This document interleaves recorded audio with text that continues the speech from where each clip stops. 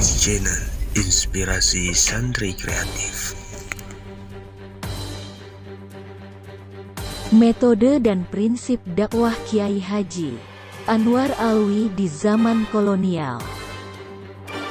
Mengenai dan cara prinsip dakwahnya, beliau lebih cenderung memakai door-to-door system atau sistem dari rumah ke rumah. Beliau selalu bertindak bijaksana dalam mengajak orang-orang yang belum mau melaksanakan syariat Islam.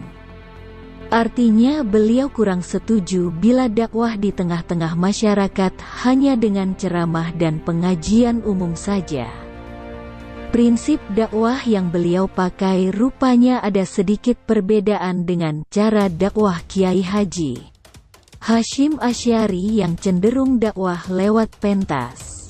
Hingga pada suatu hari Kiai Haji Anwar menolak diadakannya lomba pidato di Tebuireng yang waktu itu ketua pondoknya adalah Kiai Haji Wahab Hasbullah yang kemudian menjadi pengasuh pondok Balrul Ulum, Tambak Beras, Jombang.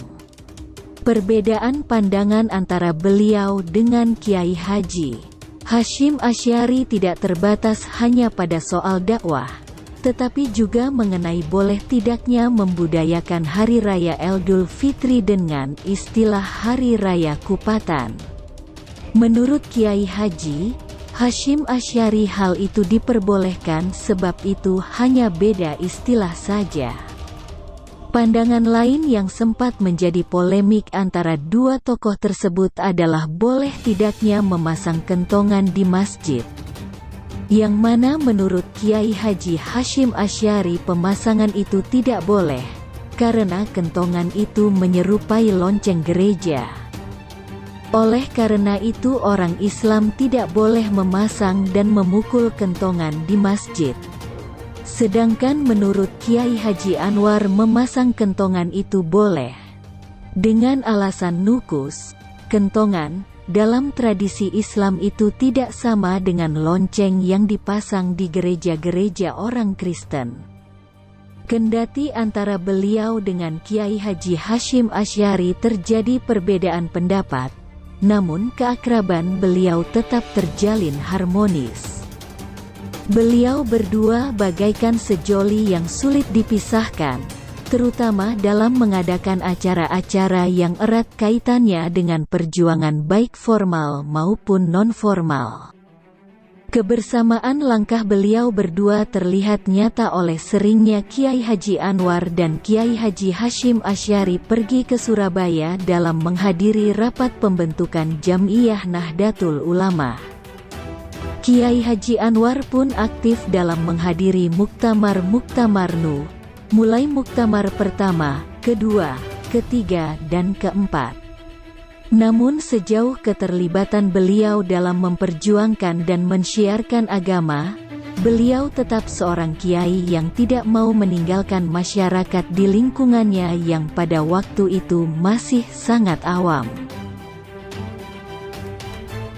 Pada zaman kolonial, meskipun beliau tidak tercantum namanya sebagai tokoh maupun anggota organisasi masyarakat ormas, beliau tetap seorang ulama yang cukup berpengaruh dan banyak berkiprah di tengah medan perjuangan, sebagaimana telah tercatat dalam sejarah.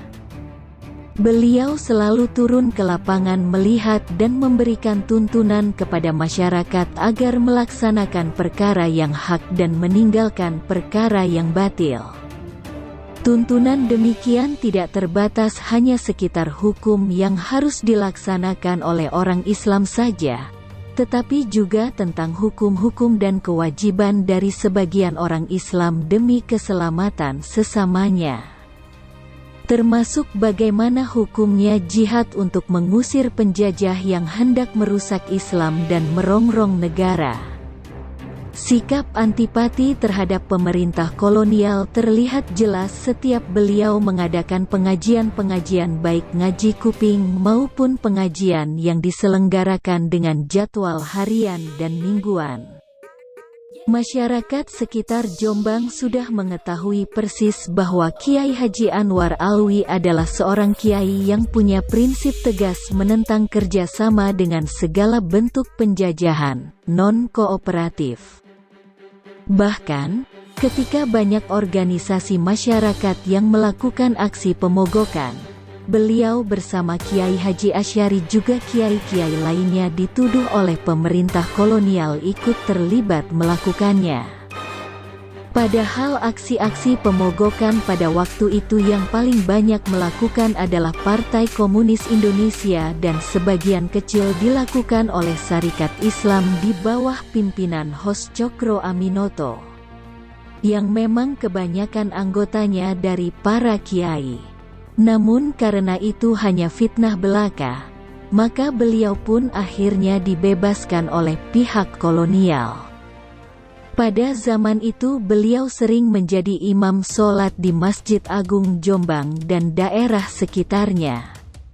Dalam menunaikan tugas rutinnya, beliau sering menggunakan sepeda pancal atau dokar sebagai sarana transportasi yang murah dan efektif.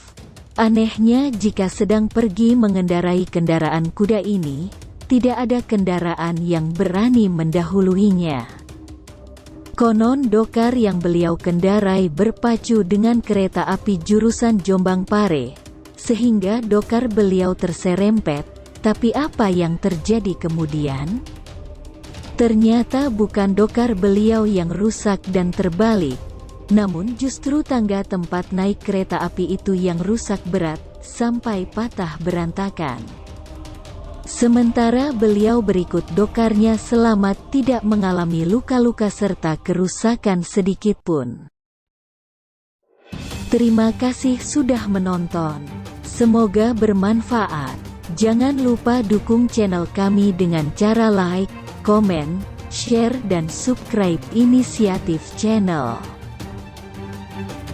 Inisiatif Channel, inspirasi santri kreatif.